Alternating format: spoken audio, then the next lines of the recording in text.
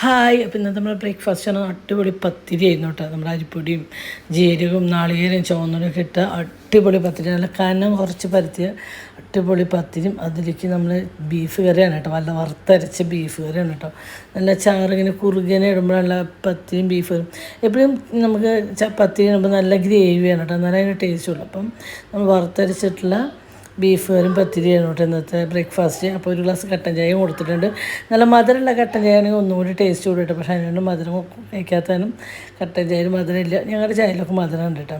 അപ്പോൾ അടിപൊളി ടേസ്റ്റ്. അപ്പോൾ ആദ്യത്തെ വായ എന്നിട്ട് കഴിച്ചിട്ട് നല്ല അഭിപ്രായമൊക്കെ പറഞ്ഞിട്ട് അടിപൊളിയായിട്ട് സൂപ്പറായിരുന്നു പറഞ്ഞിട്ട്.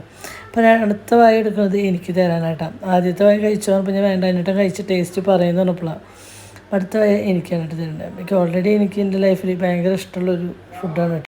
അപ്പോൾ ഇതുണ്ടാക്കുന്ന വീഡിയോ ഇന്ന് നമ്മുടെ ചാനലിൽ ഉണ്ടാവും. എല്ലാവരും കയറി കാണുക. അടിപൊളി റെസിപ്പിയാണ്, നല്ല ടേസ്റ്റാണ്. അപ്പോൾ ഓക്കെ, ബൈ.